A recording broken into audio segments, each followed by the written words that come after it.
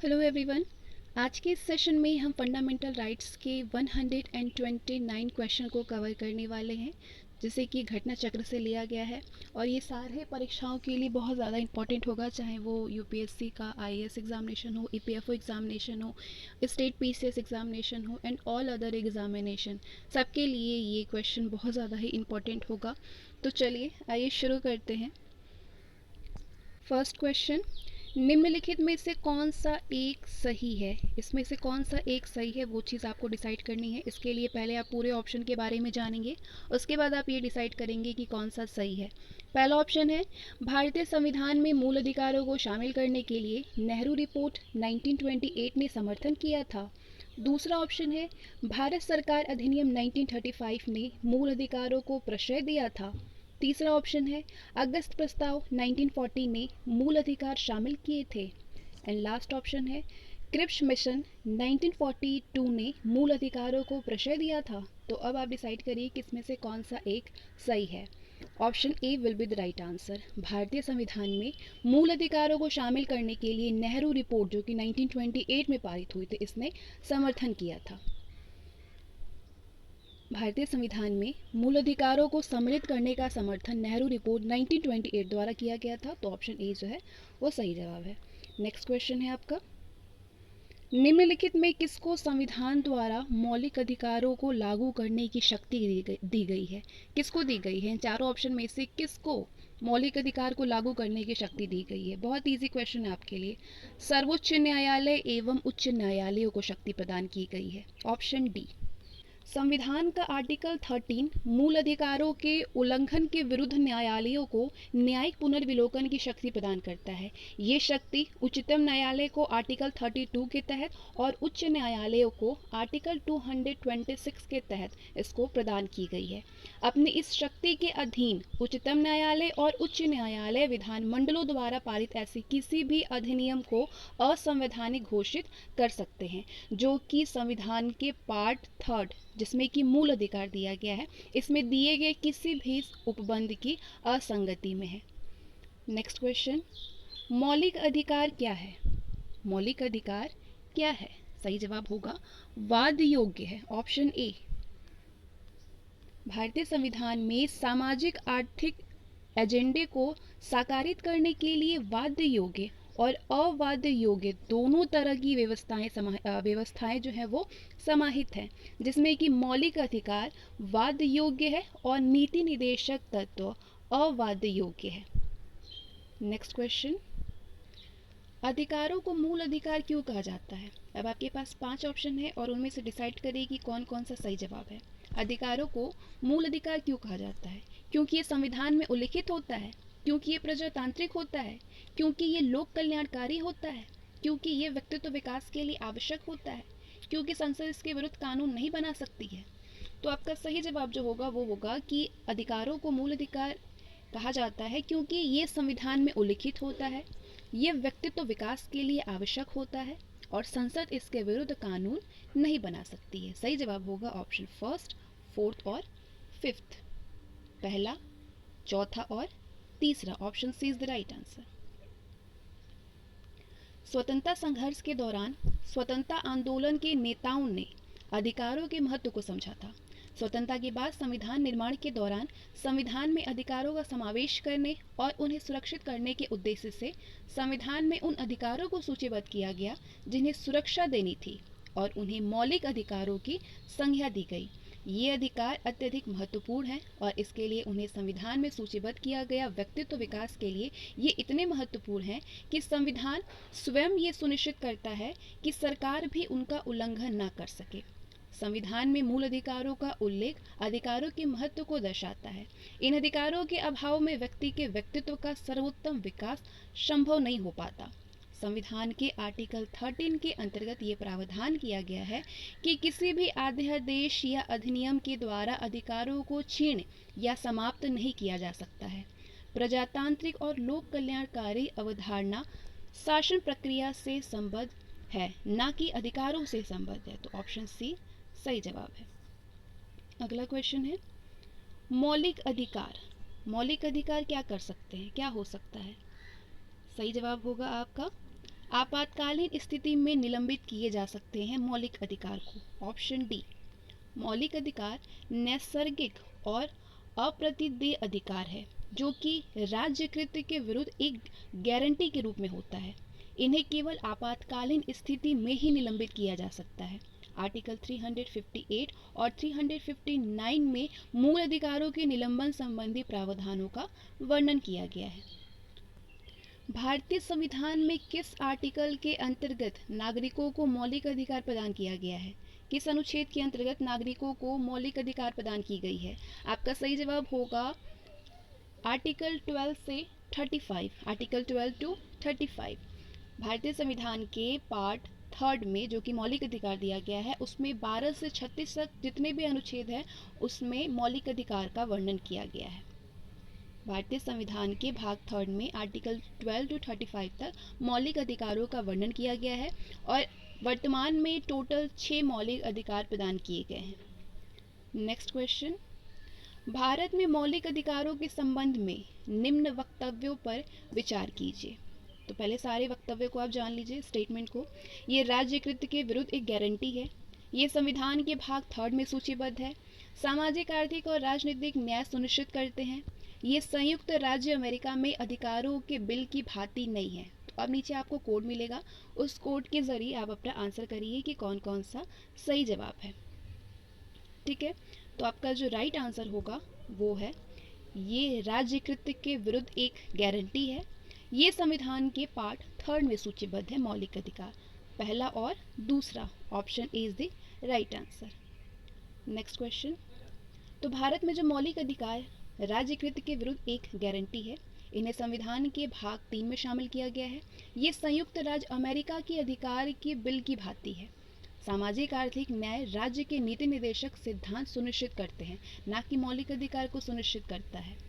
अगला क्वेश्चन है आपका, भारतीय संविधान के निम्नलिखित अनुच्छेदों में से कौन विधान सत्ता पर पूर्ण नियंत्रण लगाता है? कौन लगाता है नियंत्रण? सही जवाब है आर्टिकल 14, ऑप्शन ए। संविधान का अनुच्छेद 14 विधायन सत्ता पर नियंत्रण लगाता है। ये उपबंध कहता है कि किसी व्यक्ति को विधि के समक्ष समता से या विधियों के समान संरक्षण से वंचित नहीं किया जाएगा। प्रत्येक व्यक्ति, चाहे वो नागरिक हो या विदेशी, सब पर ये अधिकार लागू होता है। नेक्स्ट क्वेश्चन, संविधान के किस अनुच्छेद में कानून का समान संरक्षण प्रावधानित है? किस आर्टिकल में है कानून का समान संरक्षण? आपका सही जवाब होगा, अभी आपने ऊपर पढ़ा, आर्टिकल 14, ऑप्शन सी, आर्टिकल 14। समता का अधिकार संविधान के निम्न अनुच्छेदों में से किनके अंतर्गत दिया हुआ है? समानता का अधिकार संविधान के निम्न अनुच्छेदों में से किनके अंतर्गत दिया हुआ है? तो आपका सही जवाब होगा, जिन जिन आर्टिकल के अंतर्गत समानता का अधिकार है वो है आर्टिकल 14, आर्टिकल 15 और आर्टिकल 16, दूसरा, चौथा और तीसरा, ऑप्शन सी। समानता का अधिकार भारतीय संविधान के अनुच्छेद 14, 15, 16, 17 और 18 के अंतर्गत समाहित है। अनुच्छेद 13 मूल अधिकारों से असंगत या उनका अल्पीकरण करने वाली विधियों के मूल अधिकारों के उल्लंघन की मात्रा तक 0 से संबंधित है। अगला क्वेश्चन है, संविधान के किस अनुच्छेद के अंतर्गत शिक्षण संस्थाओं में, जिसमें गैर सरकारी व गैर अनुदान प्राप्त भी सम्मिलित हैं, अन्य पिछड़े, अनुसूचित जाति व अनुसूचित जनजाति हेतु आरक्षण की सुविधा प्रदान की गई है? किस आर्टिकल के अंतर्गत? आपका सही जवाब होगा आर्टिकल 15 के 5 में, ऑप्शन बी।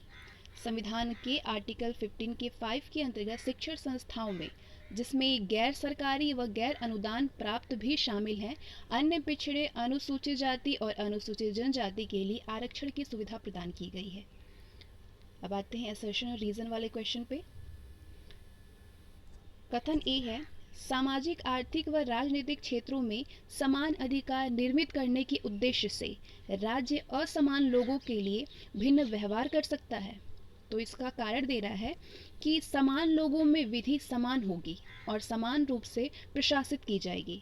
तो कौन सा सही है? कथन कारण दोनों ही सही है, या फिर कारण ही सही है, या फिर उसका कथन ही केवल सही है? आपका सही जवाब होगा कि ए और आर दोनों ही सही है, लेकिन जो आर है वो ए का सही स्पष्टीकरण नहीं कर रहा है। ऑप्शन डी, ए और आर दोनों ही सही है, लेकिन आर ए का सही स्पष्टीकरण नहीं कर रहा है।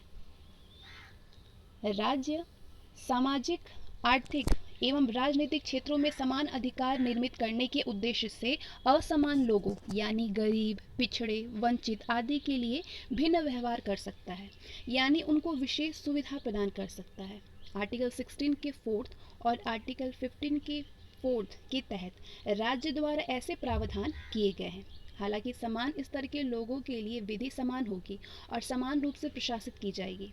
आर्टिकल 14 के तहत विधि के समक्ष समता की बात की गई है। तो इस तरह से आपका ए जो कथन था और आर जो कारण था वो दोनों ही सही था, लेकिन आर ए को सही स्पष्ट नहीं कर पा रहा था। अगला क्वेश्चन है, भारतीय संविधान का कौन सा अनुच्छेद संवैधानिक प्रावधानों को संघीय संसद अथवा राज्य विधान पालिकाओं द्वारा बनाए गए नियमों अथवा कानूनों पर प्राथमिकता प्रदान करता है?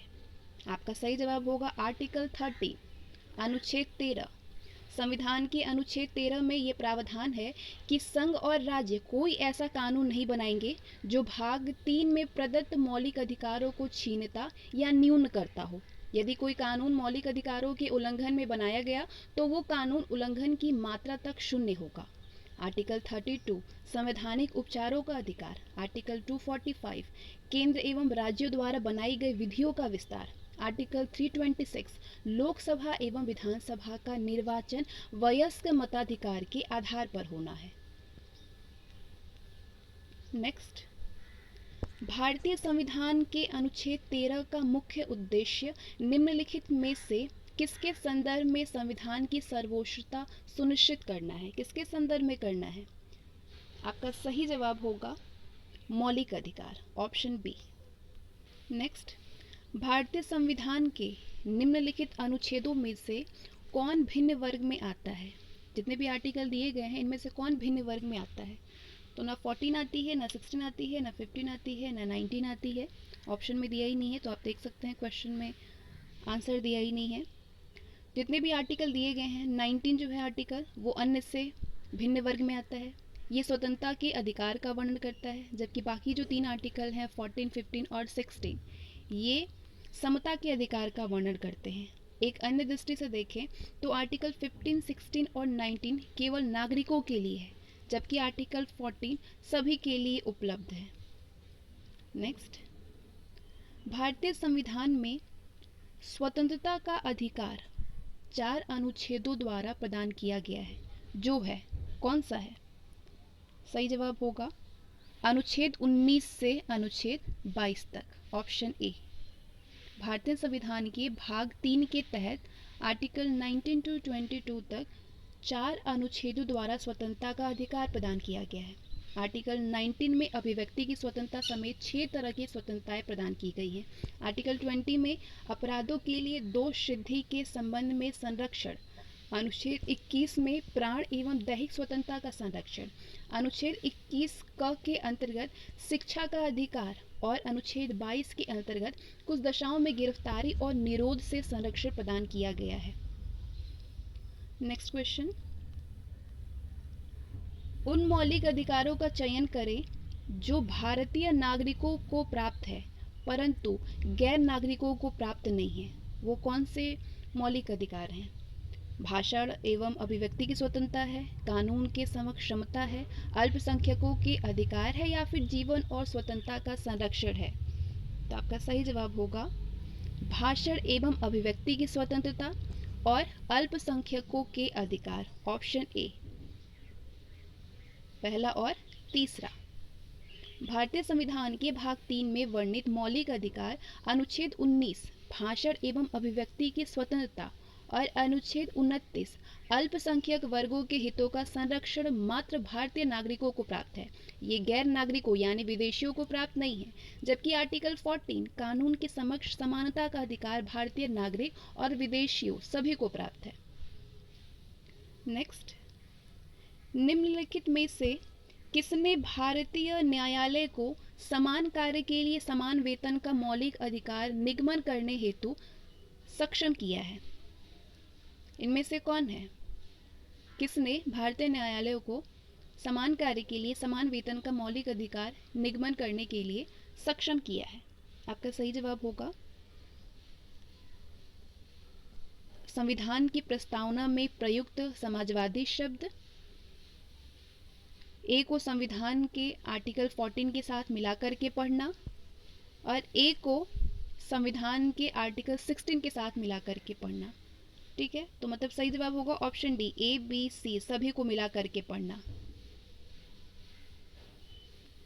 भारतीय न्यायालय को प्रस्तावना में प्रयुक्त समाजवादी शब्द और अनुच्छेद 14, 16 और 29 डी ने एक साथ मिला करके समान कार्य के लिए समान वेतन को मौलिक अधिकार के रूप में निगमित करने के लिए सक्षम किया है।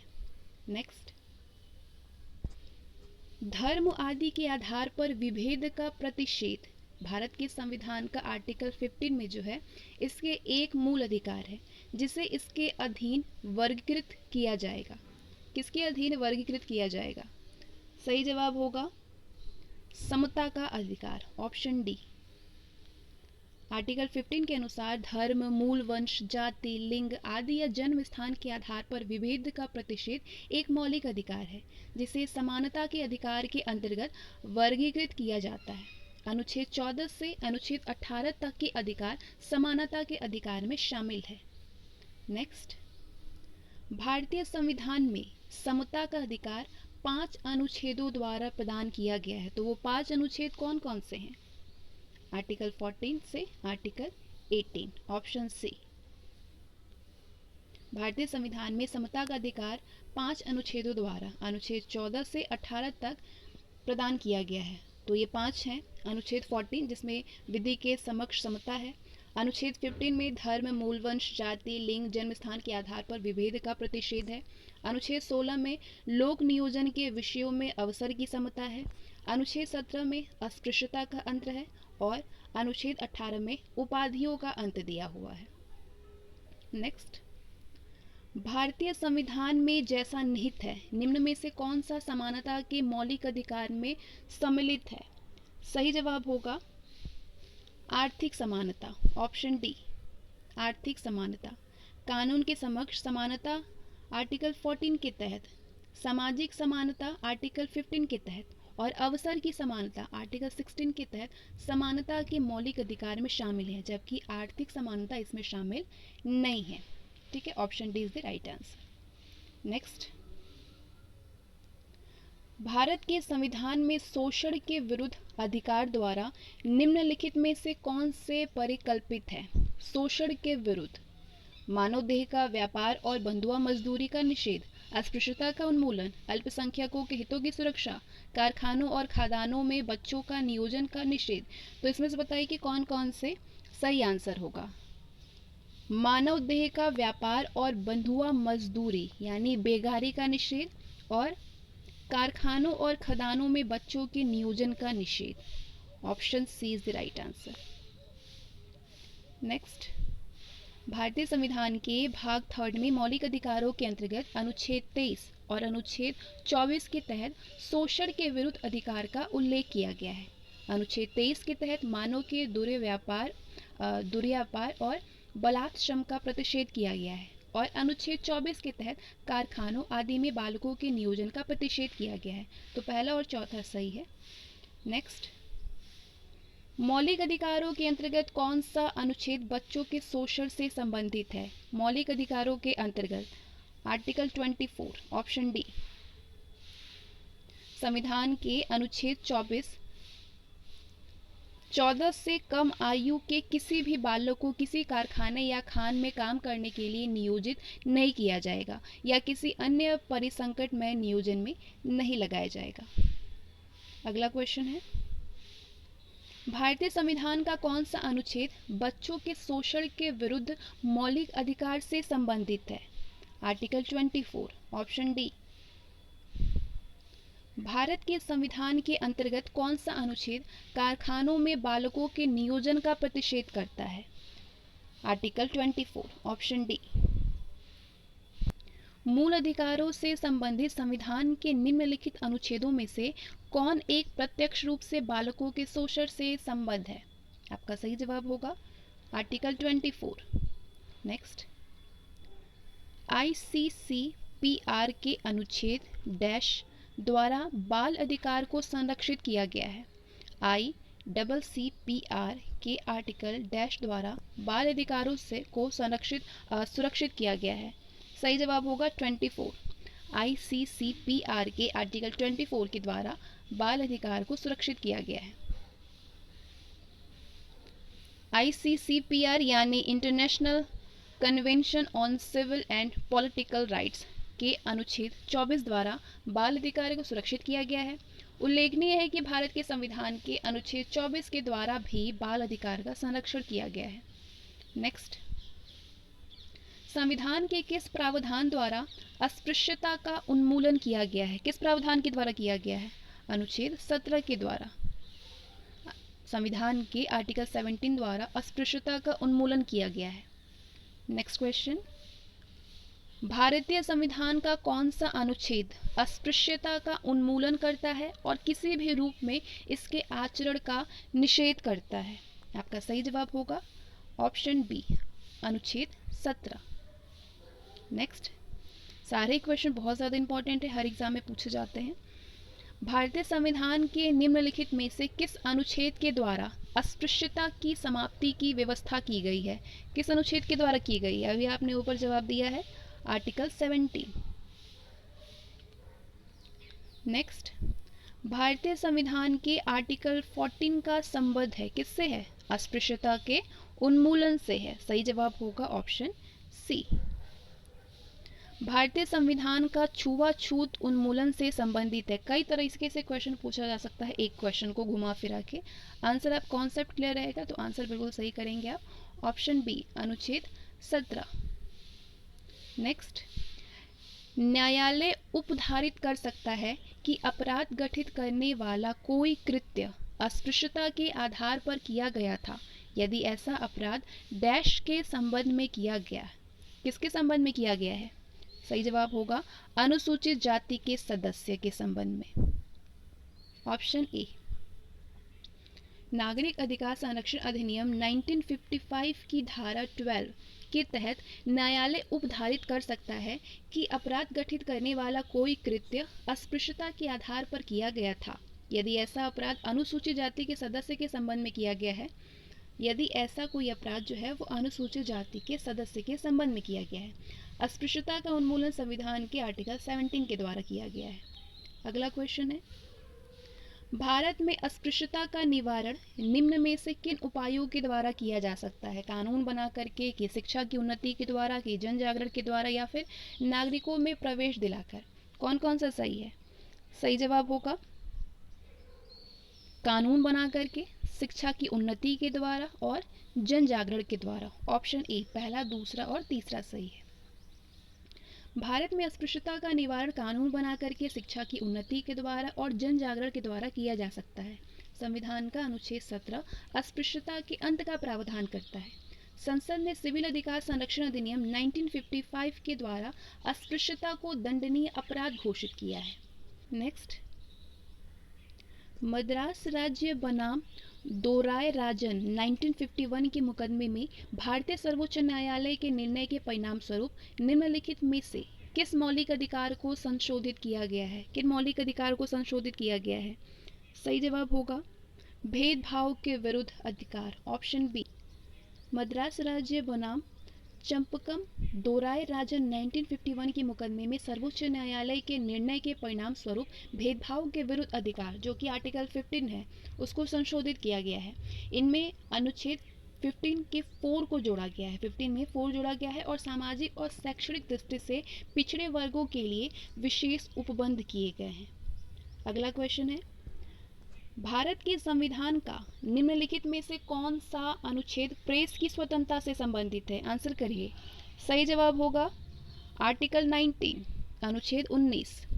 संविधान में प्रत्यक्ष रूप से प्रेस की स्वतंत्रता का उल्लेख नहीं है, लेकिन अनुच्छेद 19 के फर्स्ट क आर्टिकल 91A के अंतर्गत वर्णित वाक्य स्वतंत्रता और अभिव्यक्ति स्वातंत्र्य के अधिकार में न्यायालय द्वारा इसको शामिल माना गया है।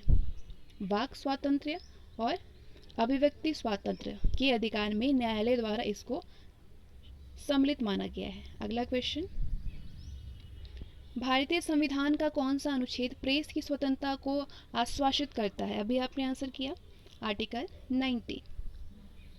भारत का संविधान स्पष्टतः प्रेस की आज़ादी की व्यवस्था नहीं करता है, लेकिन ये आज़ादी अंतर्निहित है। किसके तहत? सही जवाब होगा अनुच्छेद 19 फर्स्ट अ में। भारत में समाचार पत्रों का स्वातंत्र्य क्या है? किसको बंधित करता है भारत में समाचार पत्रों का स्वातंत्र्य? सही जवाब होगा संविधान के अनुच्छेद 19 फर्स्ट ए में विशेष रूप से उपबंधित है, ऑप्शन ए। नेक्स्ट, भारतीय संविधान के किस अनुच्छेद में भाषण एवं अभिव्यक्ति की स्वतंत्रता के मूल अधिकार का प्रावधान है? सही जवाब होगा अनुच्छेद 19। उच्चतम न्यायालय की व्यवस्था अनुसार निजी भवनों के ऊपर राष्ट्रीय झंडे को फहराना डैश के तहत हर नागरिक का मौलिक अधिकार है। किसके तहत? सही जवाब होगा आपका संविधान का अनुच्छेद 19 फर्स्ट ए। उच्चतम न्यायालय की व्यवस्था के अनुसार निजी भवनों के ऊपर राष्ट्रीय झंडे को फहराना अभिव्यक्ति का प्रतीक है, जो कि संविधान के आर्टिकल 19 फर्स्ट के ए के तहत हर नागरिक का मौलिक अधिकार है। अगला क्वेश्चन है, अनुसूचित जाति तथा अनुसूचित जनजाति को किस अनुच्छेद के अंतर्गत मौलिक सामाजिक, आर्थिक, राजनीतिक और सांस्कृतिक अधिकार दिया गया है? किसके तहत दिया गया है? अनुच्छेद 17 के तहत, ऑप्शन डी। भारतीय संविधान के भाग 3 में वर्णित मौलिक अधिकारों के तहत अनुच्छेद 17 के अंतर्गत अस्पृश्यता का अंत और उनका किसी भी रूप में आचरण निषिद्ध घोषित किया गया है। साथ ही अस्पृश्यता से उपजी किसी भी नियोगिता को लागू करना विधि के अनुसार दंडनीय अपराध माना गया है। अनुच्छेद 17 मौलिक अधिकारों के समता का अधिकार से संबंधित है। अस्पृश्यता के निषेध से अछूत समझे जाने वाले विशेषकर अनुसूचित जाति और अनुसूचित जनजाति को एक सामाजिक, आर्थिक, राजनीतिक और सांस्कृतिक अधिकार दिया गया है। अगला क्वेश्चन है, स्वतंत्रता के अधिकार के भाग के रूप में निम्नलिखित में से कौन सा बिना हथियार के शांतिपूर्ण ढंग से इकट्ठा होने की स्वतंत्रता के अंतर्गत नहीं आता है? कौन सा इसमें से नहीं आता है? सारे ऑप्शन को पढ़िए और बताइए कि इसमें से कौन सा नहीं आता है स्वतंत्रता के अधिकार के भाग के रूप में। इनमें से कौन सा बिना हथियार के शांतिपूर्ण ढंग से इकट्ठा होने की स्वतंत्रता के अंतर्गत नहीं आता है? आपका सही जवाब होगा घेराव अफसर जो अपना कर्तव्य नहीं निभाते। घेराव अफसर जो कि अपना कर्तव्य नहीं निभाते हैं वो इसके अंतर्गत नहीं आता है। बाकी शांतिपूर्वक इकट्ठा होना, एकत्रित जनता जिनको हथियार नहीं रखना चाहिए, इस अधिकार के अभ्यास पर राज्य कानून बना करके तर्कपूर्ण प्रतिबंध लगा सकता है। सारे ही आते हैं लेकिन ऑप्शन ए नहीं आता है, तो सही जवाब होगा ऑप्शन ए। अनुच्छेद 19 फर्स्ट के ख में शांतिपूर्वक और निरायुध सम्मेलन की स्वतंत्रता का उल्लेख है। साथ ही अनुच्छेद 19 के 3 में शांतिपूर्ण व निरायुध सम्मेलन की स्वतंत्रता संबंधी अधिकार पर राज्य को तर्कपूर्ण कानून बनाने का अधिकार दिया गया है। अगला क्वेश्चन है, निम्नलिखित में से किस आधार के कारण नागरिक की विचार अभिव्यक्ति की स्वतंत्रता पर प्रतिबंध नहीं लगाया जा सकता है? किसके आधार पर? सही जवाब होगा आपका अवांछनीय आलोचना, ऑप्शन डी, अवांछनीय आलोचना। भारतीय संविधान के आर्टिकल 19(2) के तहत नागरिकों की विचार अभिव्यक्ति की स्वतंत्रता पर भारत की संप्रभुता व अखंडता, राज्य की सुरक्षा, विदेशी राज्यों से मित्रतापूर्ण संबंध, लोक व्यवस्था, शालीनता या नैतिकता, अदालत की अवमानना, मानहानि या किसी अपराध के संरक्षण के आधार पर युक्त प्रतिबंध लगाया जा सकता है। Option D. नेक्स्ट, भारतीय संविधान का कौन सा आर्टिकल व्यक्ति के विदेश यात्रा के अधिकार को संरक्षण प्रदान करता है? कौन सा आर्टिकल प्रदान करता है? सही जवाब होगा आर्टिकल 21 अनुच्छेद 21। सतवंत सिंह बनाम असिस्टेंट पासपोर्ट ऑफिसर नई दिल्ली AIR 1967 तथा मेनका गांधी बनाम भारत संघ यानी AIR 1978 के मामलों में ये अभिनिर्धारित किया गया है कि आर्टिकल 21 में प्रयुक्त दैहिक स्वतंत्रता शब्दावली में संचरण का यानी इच्छानुसार कभी भी और कहीं भी जाने का अधिकार आता है, जिसमें कि विदेश भ्रमण भी शामिल है। नेक्स्ट, निम्नलिखित अधिकारों में से कौन सा अधिकार आर्टिकल 19 फर्स्ट डी को आर्टिकल 21 से मिलाकर के पढ़ने पर प्राप्त होता है? कौन सा अधिकार प्राप्त होता है अनुच्छेद 19 फर्स्ट डी को अनुच्छेद 21 से मिलाकर के पढ़ने में? तो आपका सही जवाब होगा विदेश यात्रा का अधिकार, ऑप्शन ए। शरण पाने का अधिकार, एकांतता का अधिकार, सूचना प्राप्त करने का अधिकार, ये सारे नहीं होंगे, विदेश यात्रा का अधिकार होगा। इन चारों में से किसी भी अधिकार का उल्लेख अलग से अथवा स्पष्टतया मूल अधिकारों में से नहीं हुआ है, लेकिन उच्चतम न्यायालय ने अपने सृजनात्मक निर्वचन द्वारा इन चारों अधिकारों को मूल अधिकारों के अंतर्निहित माना है। विशेषकर आर्टिकल 21 के प्राण और दैहिक स्वतंत्रता के संरक्षण यानी protection of life and personal liberty के अधिकार के अंदर इन चारों अधिकारों को भी विभिन्न निर्णयों के द्वारा शामिल माना गया है। मेनका गांधी बनाम भारत संघ के मामलों में सर्वोच्च न्यायालय द्वारा ये अभिनिर्धारित किया गया है कि संविधान के अनुच्छेद 19 फर्स्ट डी भारत के राज्य क्षेत्र में सर्वत्र आभास संचरण का अधिकार है। इसको आर्टिकल 21 जो कि जीवन का अधिकार है, इससे मिलाकर के पढ़ने में विदेश यात्रा का अधिकार यानी राइट टू प्राइवेसी प्राप्त होता है। उच्च न्यायालय विकल्प में जो दिए गए 4 ऑप्शन हैं उनमें अधिकारों के अतिरिक्त अन्य अनेक अधिकारों को भी आर्टिकल 21 के अंतर्गत अपने विभिन्न निर्णयों में माना गया है। इनमें से कुछ प्रमुख है, कौन कौन से? पहला, अच्छे पर्यावरण का अधिकार, शीघ्र विचारण का अधिकार, विधिक सहायता का अधिकार, एकांत कारावास के विरुद्ध अधिकार, पैर में दंडा बेड़ी डालने के विरुद्ध अधिकार, फांसी में विलंब के अधिकार, अभिरक्षा में हिंसा के विरुद्ध अधिकार, पीने योग्य शुद्ध जल का अधिकार, अच्छी सड़कों का अधिकार, प्रतिष्ठा का अधिकार, एक चिकित्सक द्वारा घायल को चिकित्सकीय सहायता और कार्यस्थल पर महिलाओं के लैंगिक उत्पीड़न के विरुद्ध अधिकार। तो ये सारे ही अधिकार हैं जो कि इसके अंतर्गत आते हैं 21 में। अगला क्वेश्चन है, उच्चतम न्यायालय के किस मामले के निर्णय के कारण संविधान के आर्टिकल 21 के कार्यक्षेत्र का विस्तार कर शिक्षा के अधिकार को उसमें शामिल किया गया था? किसको, किस मामले के निर्णय के कारण? तो आपका सही जवाब होगा उन्नी कृष्णन बनाम आंध्र प्रदेश, उन्नी कृष्णन बनाम आंध्र प्रदेश, ऑप्शन ए। उच्चतम न्यायालय ने 1993 में 14 वर्ष तक आयु के बच्चों के लिए निःशुल्क शिक्षा को अधिकार के रूप में यानी उन्नी कृष्णन और अन्य बनाम आंध्र प्रदेश राज्य व अन्य ये कहते हुए संगठित किया गया, इस देश के नागरिकों को शिक्षा का मौलिक अधिकार प्राप्त है। ये अधिकार अनुच्छेद 21 से निकला है। हालांकि ये निरपेक्ष अधिकार है, इसकी विषय वस्तु और मापदंडों को अनुच्छेद 45 और 41 के आलोक में निर्धारित करना पड़ेगा। नेक्स्ट, निजता के अधिकार को जीवन एवं व्यक्तिगत स्वतंत्रता के अधिकार के अंतर्भूत भाग के रूप में संरक्षित किया जाता है। भारत के संविधान में निम्नलिखित में से किससे उपर्युक्त कथन सही एवं समुचित ढंग से अर्थित होता है? किससे? तो आपका सही जवाब होगा अनुच्छेद 21 एवं भाग 3 में गारंटी की गई स्वतंत्रताएं, ऑप्शन सी। आर्टिकल 21 और पार्ट 3 में गारंटी की गई स्वतंत्रताएं। तो जो दिया गया सी ऑप्शन जो है 21 और भाग 3 में गारंटी की गई स्वतंत्रताओं के अंतर्गत सही एवं समुचित ढंग से अर्थित होता है। 24 अगस्त 2017 को सर्वोच्च न्यायालय की 9 सदस्यीय पीठ ने भी निजता के अधिकार को मौलिक अधिकार का दर्जा प्रदान किया और ये कहा कि निजता का अधिकार जीवन एवं व्यक्तिगत स्वतंत्रता के अधिकार के अंतर्भूत भाग के रूप में संरक्षित है।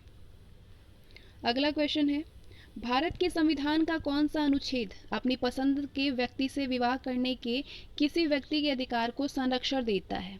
तो आपका सही जवाब होगा आर्टिकल 21 अनुच्छेद 21। 27 मार्च 2018 को गैर सरकारी संगठन शक्ति वाहिनी बनाम भारत संघवाद में उच्चतम न्यायालय ने जीवन साथी चुनने के अधिकार को मूल अधिकार मानते हुए इसे अनुच्छेद 21 में निहित माना था। अगला क्वेश्चन है, निम्नलिखित में से कौन संविधान के अनुच्छेद 21 के दायरे में नहीं आता है? इनमें से कौन सा 21 के दायरे में नहीं आता है? चिकित्सक द्वारा घायल को चिकित्सीय सहायता, कार्यस्थल पर महिलाओं का लैंगिक उत्पीड़न, पानी की गुणवत्ता को दूषित करना या फिर मृत्यु दंड। तो आपका सही जवाब होगा मृत्यु दंड, ऑप्शन सी मृत्यु दंड।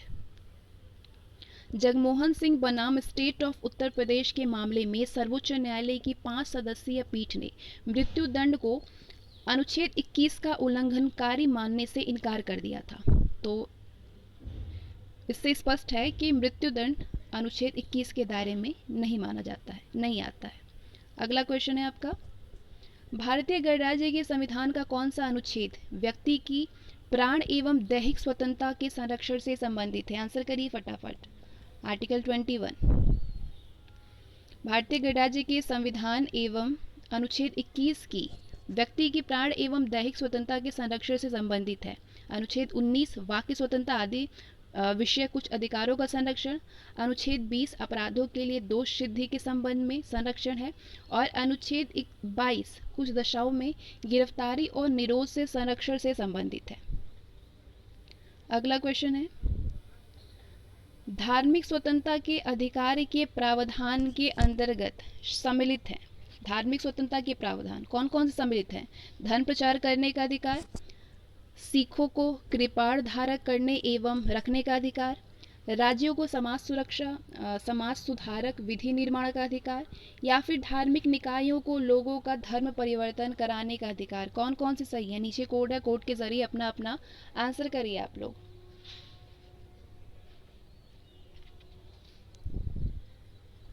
धर्म प्रचार करने का अधिकार, सिखों को कृपाण धारण करने एवं रखने का अधिकार और राज्यों को समाज सुधारक विधि निर्माण का अधिकार। ऑप्शन ए पहला, दूसरा और तीसरा सही है।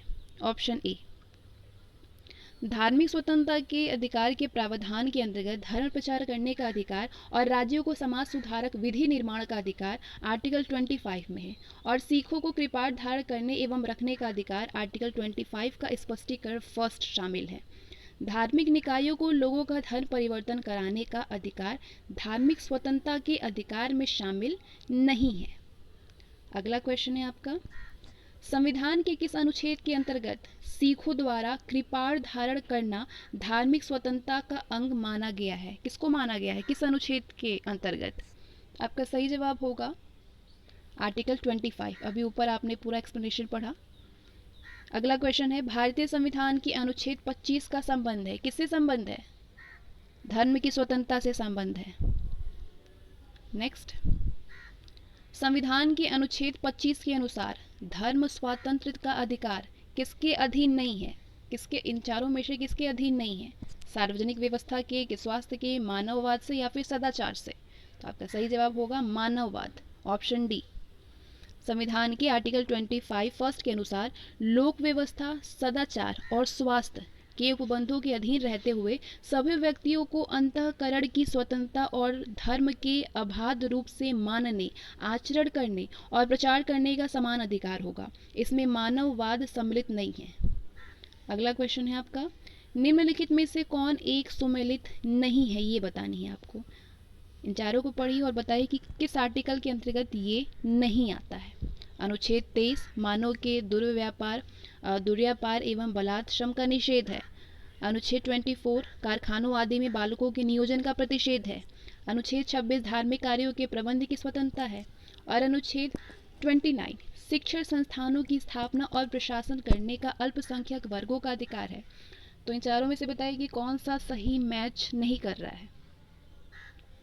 आर्टिकल 29 शिक्षण संस्थानों की स्थापना और प्रशासन करने का अल्पसंख्यक वर्गों का अधिकार नहीं है, ये बिल्कुल गलत है। बाकी सारे ही सही हैं, सारे ही मैच कर रहे हैं।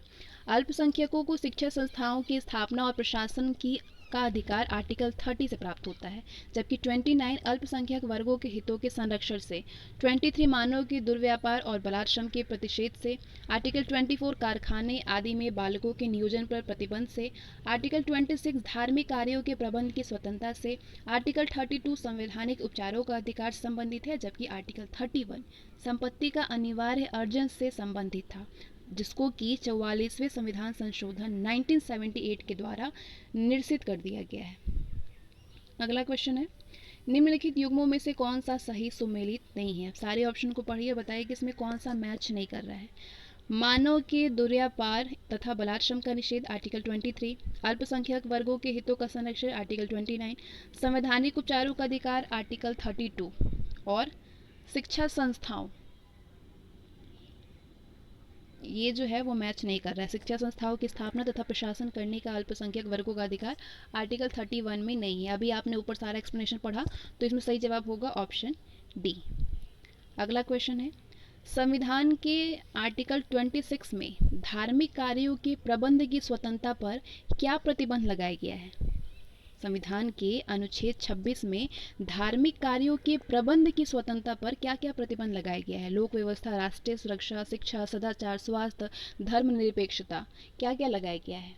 तो आपका सही जवाब होगा लोक व्यवस्था, सदाचार और स्वास्थ्य। ऑप्शन डी, पहला, चौथा और पांचवा। भारतीय संविधान के अनुच्छेद 26 के तहत लोक व्यवस्था, सदाचार और स्वास्थ्य के अधीन रहते हुए प्रत्येक धार्मिक संप्रदाय या उसके किसी भाग को किसी अनुभाग को धार्मिक और पूर्त प्रयोजनों के लिए संस्थाओं की स्थापना और पोषण का, अपने धर्म विषय कार्यों के प्रबंध करने का, जंगम और स्थावर संपत्ति के अर्जन और स्वामित्व का और ऐसी संपत्ति का विधि के अनुसार प्रशासन करने का अधिकार होगा। अगला क्वेश्चन है, भारतीय संविधान का कौन सा अनुच्छेद अल्पसंख्यकों को अपनी मनपसंद शिक्षण संस्थाओं को स्थापित एवं संचालित करने के अधिकार को संरक्षण प्रदान करता है? कौन सा अनुच्छेद करता है? तो आपका सही जवाब होगा आर्टिकल 30। भारतीय संविधान के आर्टिकल 30 के तहत शिक्षा संस्थाओं की स्थापना और प्रशासन करने का अधिकार अल्पसंख्यक वर्गों को प्रदान किया गया है आर्टिकल 30 के तहत। अगला क्वेश्चन है, भारतीय संविधान के निम्नलिखित में से किस अनुच्छेद में ये व्यवस्था की गई है कि सभी अल्पसंख्यकों को अपनी रुचि की शिक्षण संस्थाओं की स्थापना व प्रशासन का अधिकार होगा? किस आर्टिकल के तहत? आंसर करिए। Article 30, option C. अब आपके पास दो कथन है, कथन ए और कारण आर, तो इसमें से बताइए कि कौन सा सही है। कथन ए कह रहा है कि भारतीय संविधान का अनुच्छेद 30 अल्पसंख्यक वर्ग शब्द को परिभाषित नहीं करता और इसका कारण दे रहा है कि संविधान केवल भाषाई और धार्मिक अल्पसंख्यक वर्ग को मान्यता प्रदान करता है। तो आंसर करिए, क्या सही जवाब होगा इसका? ए और आर दोनों ही सही है, लेकिन आर जो है वो ए का सही स्पष्टीकरण नहीं कर रहा है। ऑप्शन बी, ए और आर दोनों सही है लेकिन आर ए का सही व्याख्या नहीं कर रहा है। भारतीय संविधान का आर्टिकल 30 का जो फर्स्ट में है, इसमें कहा गया है कि धर्म या भाषा पर आधारित सभी अल्पसंख्यक वर्गों को अपनी रुचि की शिक्षा संस्थाओं की स्थापना और प्रशासन का अधिकार होगा। आर्टिकल 30 के 2 के अनुसार शिक्षा संस्थाओं को सहायता देने में राज्य किसी शिक्षा संस्था के विरुद्ध इस आधार पर विभेद नहीं करेगा कि धर्म या भाषा पर आधारित किसी अल्पसंख्यक वर्ग में प्रबंध में है, किसी अल्पसंख्यक वर्ग के प्रबंध में है। तो आर्टिकल 30 में अल्पसंख्यक वर्ग शब्द को परिभाषित नहीं किया गया है और इसमें भाषाई और धार्मिक अल्पसंख्यक वर्ग को मान्यता प्रदान की गई है। तो जो कथन और कारण है दोनों सही है, लेकिन कारण कथन का सही व्याख्या नहीं कर पा रहा। अगला क्वेश्चन है आपका, निम्नलिखित कथनों पर विचार कीजिए। आपके पास 3 कथन है। फर्स्ट स्टेटमेंट है, अनुच्छेद 301 संपत्ति के अधिकार से संबद्ध है। संपत्ति का अधिकार एक विधिक अधिकार है किंतु ये मूल अधिकार नहीं है। भारत के संविधान में अनुच्छेद 300 क उस समय केंद्र में कांग्रेस सरकार द्वारा 44वें संविधान संशोधन के अंतर स्थापित किया गया था। तो सही बतानी है, कौन कौन सा सही है इसमें? संपत्ति का अधिकार एक विधिक अधिकार है लेकिन ये मूल अधिकार नहीं है। ऑप्शन ए, केवल दूसरा सही है। आईएएस का क्वेश्चन है, प्रीलिम्स का। आर्टिकल 321 व्यापार, वाणिज्य और समागम की स्वतंत्रता से संबंधित है, ना कि संपत्ति के अधिकार से। तो पहला गलत हो गया।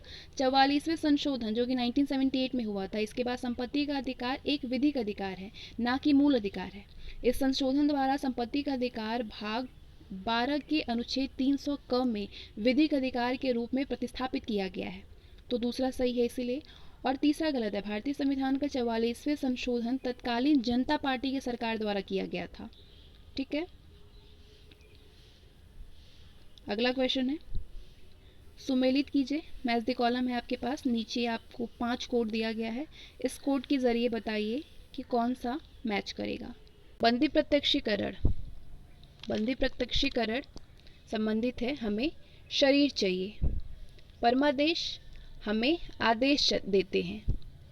प्रतिषेध, प्रतिषेध अधीनस्थ न्यायालय का लेख होता है, अधीनस्थ न्यायालय का लेख होता है। उत्प्रेषण पूर्णतः सूचित कीजिए। और अधिकार पृच्छा किस अधिकार से, अधिकार पृच्छा यानी किस अधिकार से। तो सही जवाब होगा चौथा, तीसरा, पांचवा, पहला और दूसरा, ऑप्शन सी। बंदी प्रत्यक्षीकरण मतलब हमें शरीर चाहिए। परमादेश हम आदेश देते हैं। प्रतिषेध अधीनस्थ न्यायालय का लेख होता है। उत्प्रेषण पूर्णतः सूचित कीजिए। और अधिकार पृच्छा किस अधिकार से। नेक्स्ट, निम्नलिखित में से कौन सा सुमेलित नहीं है। अब इसमें से आपको बतानी है कौन सा मैच नहीं कर रहा है।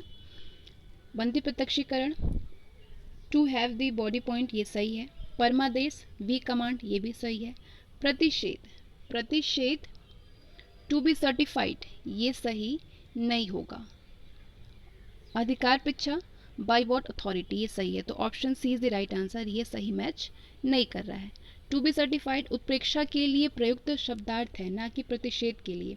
नेक्स्ट, निम्नलिखित में से कौन से अधिकार भारतीय संविधान के अनुच्छेद 32 के अंतर्गत प्रतिवर्तित किए जा सकते हैं। किस अधिकार को। सही जवाब है मौलिक अधिकार को, ऑप्शन बी।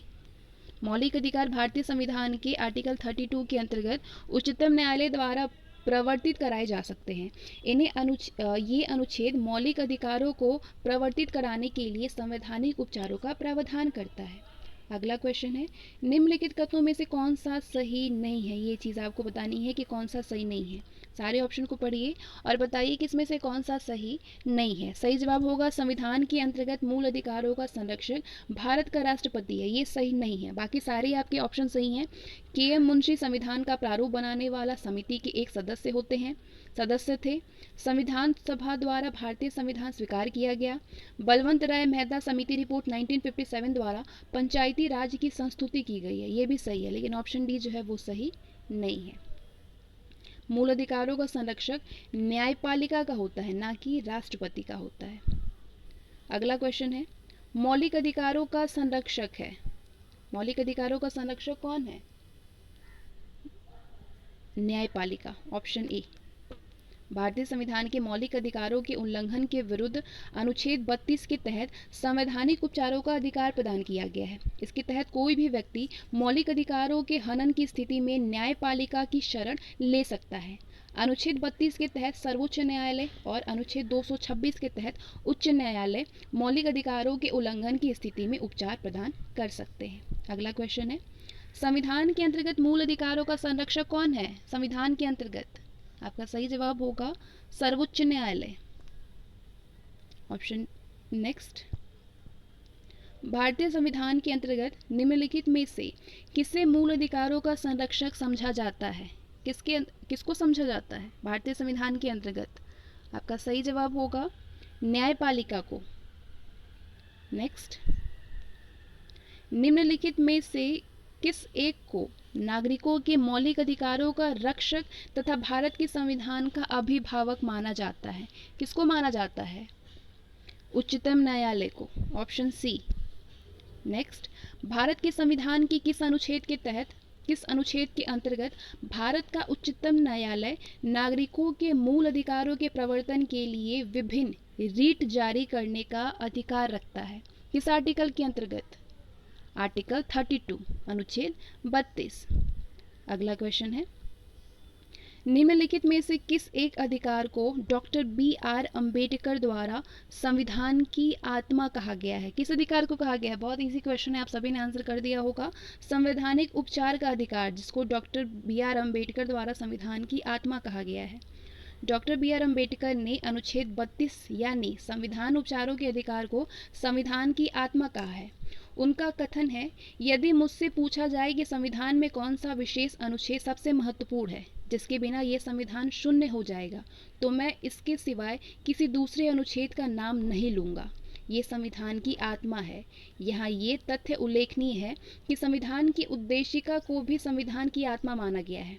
संविधान का अनुच्छेद 32 संवैधानिक उपचार का अधिकार प्रदान करता है। इसका उद्देश्य मूल अधिकारों के संरक्षण के लिए गारंटी, प्रभावी, सुलभ और संघीय उपचारों की व्यवस्था करना है। अब आते हैं हम कथन और कारण वाले क्वेश्चन पे। कथन ए कह रहा है, संविधान के अनुच्छेद 32 को डॉक्टर अंबेडकर ने इसकी आत्मा कहा था, और इसका कारण दे रहा है कि अनुच्छेद 32 मौलिक अधिकारों के अतिक्रमण के विरुद्ध प्रभावी उपचार का प्रावधान करता है। तो क्या सही है इसमें? दोनों ही सही है। ए और आर दोनों ही सही है और आर ए का सही व्याख्या कर रहा है। अगला क्वेश्चन है, व्यक्तिगत स्वतंत्रता के लिए उच्चतम न्यायालय निम्नलिखित में से किस रीट को जारी कर सकता है? व्यक्तिगत स्वतंत्रता के लिए किस रीट को जारी कर सकता है? आपका सही जवाब होगा बंदी प्रत्यक्षीकरण, ऑप्शन सी। भारतीय संविधान के आर्टिकल 226 के अनुसार उच्च न्यायालय व्यक्तिगत स्वतंत्रता के लिए बंदी प्रत्यक्षीकरण रीट को जारी कर सकता है। बंदी प्रत्यक्षीकरण का मतलब होता है व्यक्ति को सशरीर उपस्थिति करने की मांग। ये उन मामलों में लागू होती है जहां पे किसी व्यक्ति के बारे में कहा जाता है कि उसे अवैध रूप से निरुद्ध किया गया है। यदि निरोध को अवैध पाया जाता है तो निरस्त व्यक्ति को तत्क्षण आज़ाद कर दिया जाता है। चूँकि 44वें संविधान संशोधन के बाद आर्टिकल 20 और 21 का आपात की घोषणा के काल में ही निलंबन नहीं किया जा सकता है, तो व्यक्ति के व्यक्तिगत स्वातंत्र्य की सुरक्षा के लिए एक अति महत्वपूर्ण रीट हो गई है। उल्लेखनीय है कि जहां उच्चतम न्यायालय अनुच्छेद 32 के तहत बंदी प्रत्यक्षीकरण रीट को केवल मूल अधिकारों के उल्लंघन की दशा में राज्य के विरुद्ध जारी कर सकता है, वहीं पे उच्च न्यायालय उसे उन व्यक्तियों के खिलाफ भी जारी कर सकता है जो अवैध या मनमाने ढंग से किसी अन्य व्यक्ति को निरुद्ध करते हैं। अगला क्वेश्चन है, व्यक्तिगत स्वतंत्रता के अधिकार के लिए निम्नलिखित में से कौन सी रीट याचिका दायर की जा सकती है? व्यक्तिगत स्वतंत्रता के अधिकार के लिए आपका सही जवाब होगा हैबियस कॉर्पस। हैबियस कॉर्पस व्यक्तिगत स्वतंत्रता के अधिकार के लिए हैबियस कॉर्पस यानी बंदी प्रत्यक्षीकरण याचिका दायर की जा सकती है। ये रीट किसी व्यक्ति के बंदी बनाए जाने के औचित्य का परीक्षण करती है। अगला क्वेश्चन है, निम्नलिखित संवैधानिक उपचारों में से किसे पोस्टमार्टम भी कहा जाता है? किसको पोस्टमार्टम भी कहा जाता है? आपका सही जवाब है प्रतिषेध, परमादेश, उत्प्रेक्षण, अधिकार पृच्छा। तो आपका सही जवाब होगा ऑप्शन ई, इसमें से कोई नहीं या फिर एक से अधिक। उत्प्रेक्षण रीट में उच्च और उच्चतम न्यायालय अधीनस्थ न्यायालयों द्वारा दिए गए किसी निर्णय की पुनः परीक्षा यानी री एग्जामिनेशन करते हैं। ये काम एक तरह का पोस्टमार्टम ही है। इसके अतिरिक्त जब न्यायालय को लगता है कि कोई व्यक्ति ऐसे पद पर नियुक्त हो गया है जिस पर उसका कोई भी कानूनी हक नहीं है, तब न्यायालय अधिकार परीक्षा आदेश के द्वारा उसे उस पद का काम करने से रोक देता है। इस रीट में भी पोस्टमार्टम का भाव निहित है। तो इसका मतलब है कि एक ई आंसर होगा, जबकि आयोग ने विकल्प डी को ही सही माना है। आंसर डी होगा, ई होगा। ठीक है, नेक्स्ट क्वेश्चन, सूची फर्स्ट और सेकंड को मैच करनी है। सूची फर्स्ट में आपको भारतीय संविधान का आर्टिकल दिख रहा है और इस आर्टिकल में कौन से प्रावधान है वो आपको बतानी है, जिसके जरिए आपको मैच करनी है। आर्टिकल 62 के सेकंड में क्या है? इसमें किसी भी व्यक्ति के साथ उसके वंश, धर्म अथवा जाति के आधार पर सार्वजनिक नियुक्ति के मामले में भेदभाव नहीं किया जा सकता है। आर्टिकल 29(2) में आर्टिकल 29(2) में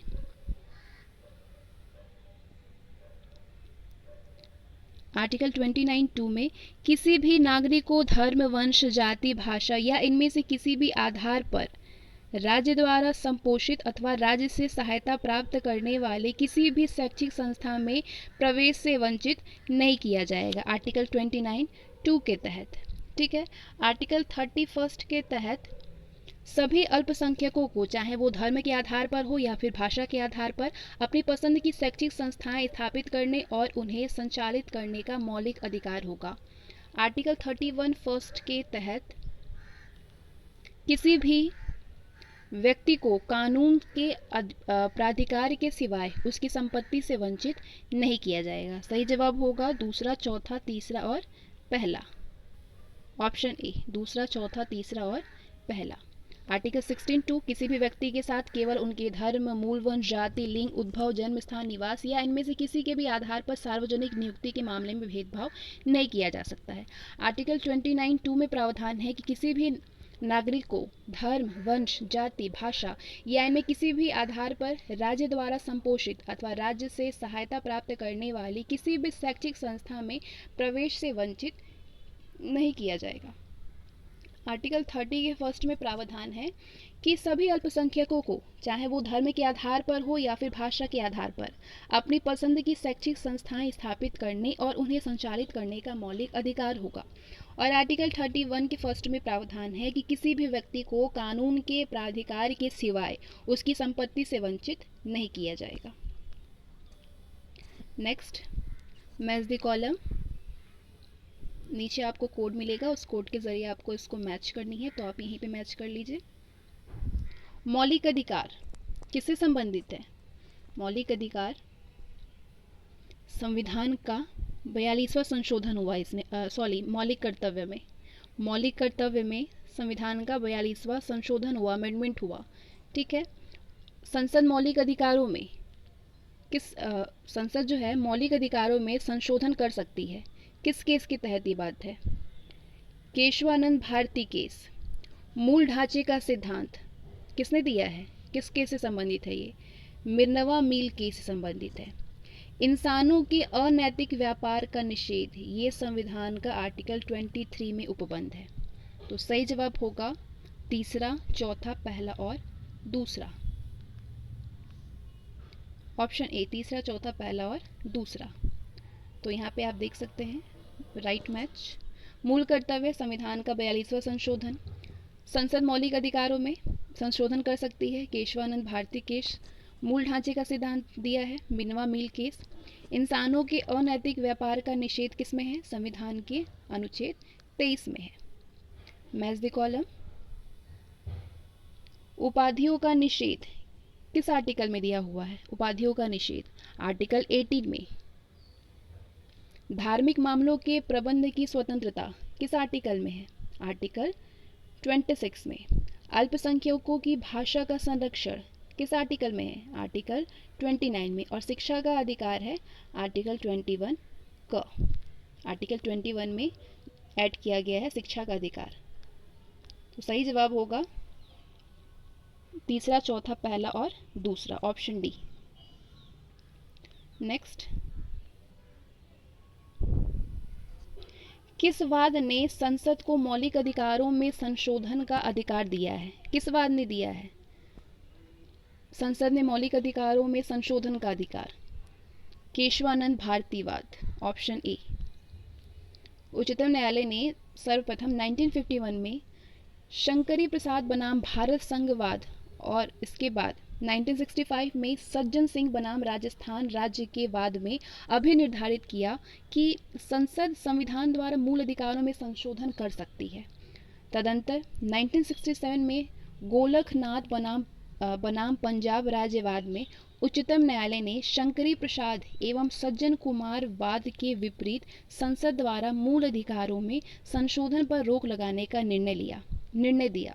चूंकि वर्तमान में नवीनतम निर्णय केशवानंद भारती बनाम केरल राज्य के आधार पर संसद को मूल अधिकारों में संशोधन की शक्ति यानी सीमित प्राप्त है, तो ए को अभिष्ट उत्तर के रूप में चिन्हित किया गया है। केशवानंद भारती वाद को केशवानंद भारती बनाम केरल राज्य 1973 के बाद सर्वोच्च न्यायालय ने निर्णय दिया कि संसद की संविधान संशोधन शक्ति विस्तृत है लेकिन असीमित नहीं है और वो मूल अधिकारों का संशोधन तो कर सकती है, लेकिन वो संविधान के आधारभूत तत्वों को परिवर्तन नहीं कर सकती है। अगला क्वेश्चन है, भारत के सर्वोच्च न्यायालय ने संविधान की मूल संरचना सिद्धांत यानी जो कि बुनियादी ढांचा सिद्धांत है, इसका प्रतिपादन निम्नलिखित में से किस मुकदमे में किया है? सही जवाब होगा केशवानंद भारती बनाम केरल राज्य। केशवानंद भारती बनाम केरल राज्य 1973 के बाद में भारत के सर्वोच्च न्यायालय द्वारा संविधान की मूल संरचना बुनियादी ढांचा के सिद्धांत का प्रतिपादन किया गया था, जिसका अनुमोदन मिनर्वा मिल्स 1980 के बाद में किया गया। अगला क्वेश्चन है, निम्नलिखित में से किस वाद ने भारतीय संविधान के मूल संरचना के सिद्धांत की रूपरेखा प्रतिपादित की है? तो आपका सही जवाब होगा केशवानंद भारती बनाम केरल राज्य। नेक्स्ट, संपत्ति का अधिकार कौन सा अधिकार है? संपत्ति का अधिकार, संपत्ति का अधिकार आपका सही जवाब होगा वैधानिक अधिकार भी है और कानूनी अधिकार भी है। संपत्ति का अधिकार सी और डी दोनों, ठीक है, वैधानिक अधिकार भी है और संपत्ति का अधिकार भी है।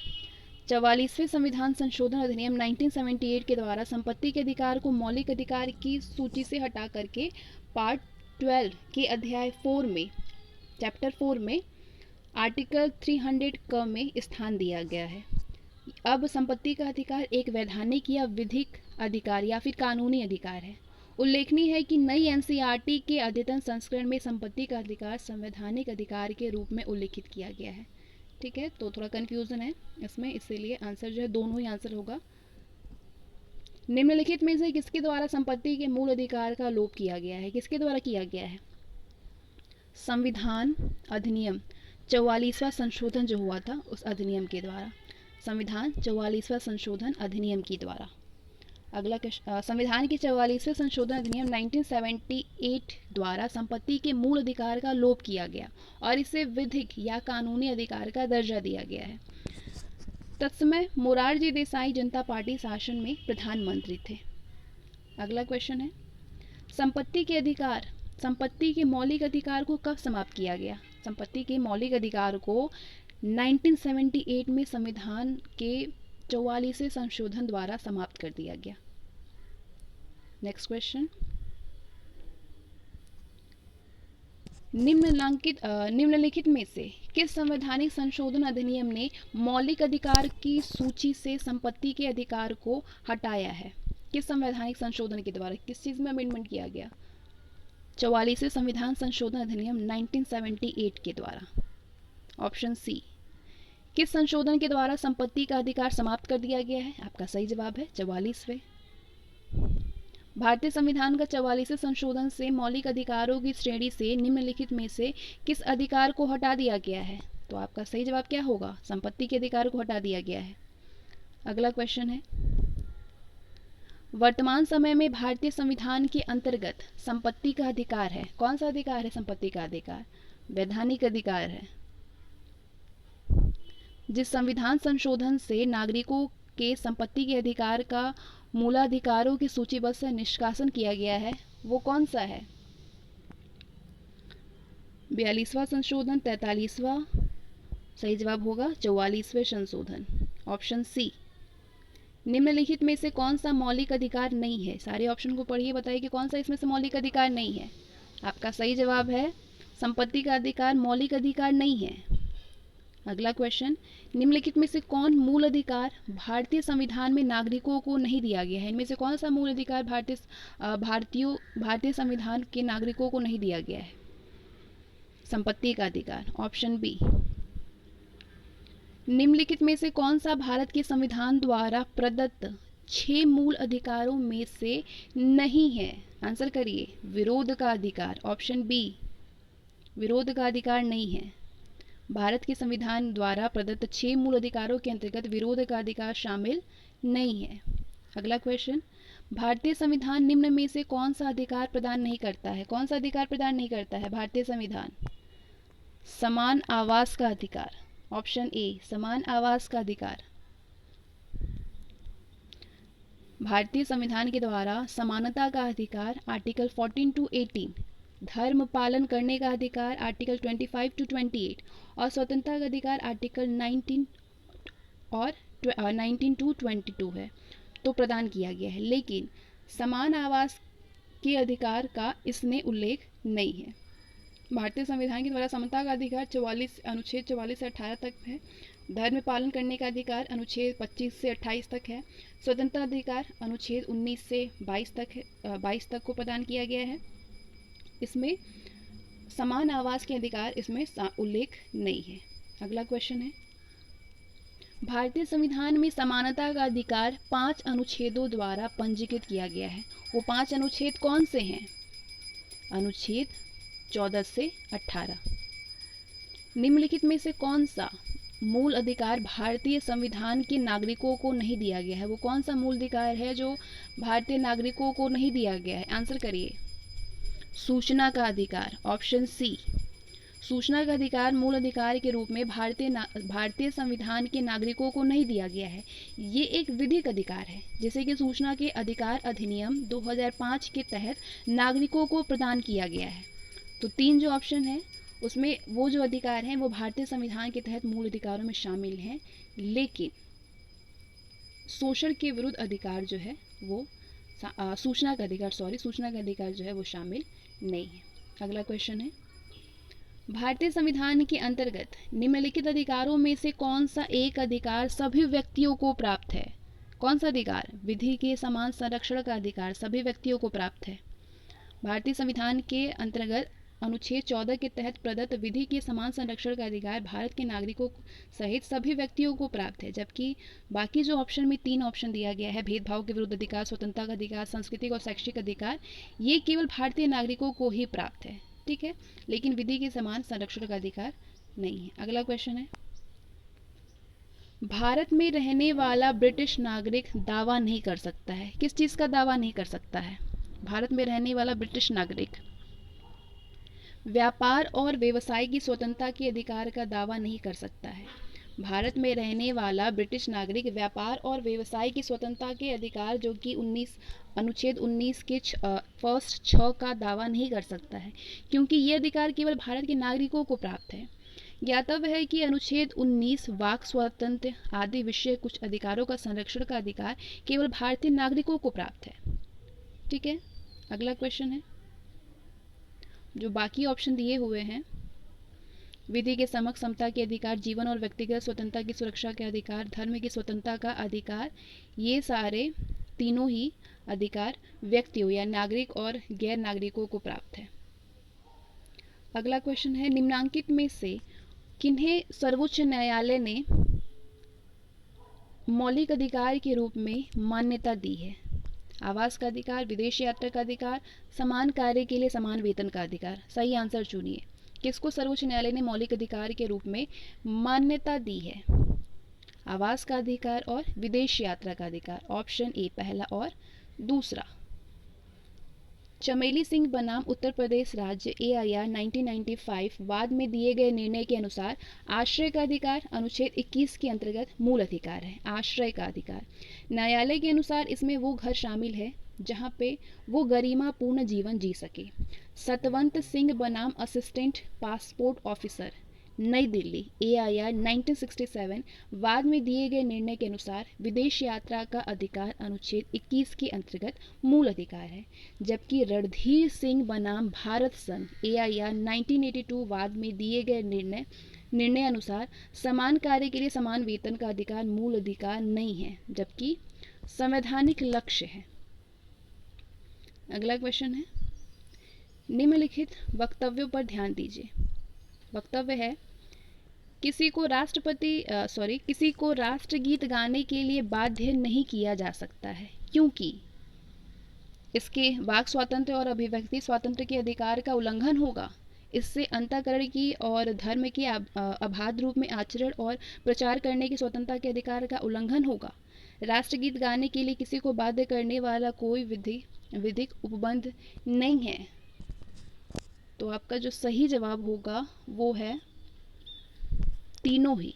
किसी को राष्ट्रगीत गाने के लिए बाध्य नहीं किया जा सकता है, क्योंकि इसके वाक स्वातंत्र्य और अभिव्यक्ति स्वातंत्र्य के अधिकार का उल्लंघन होगा।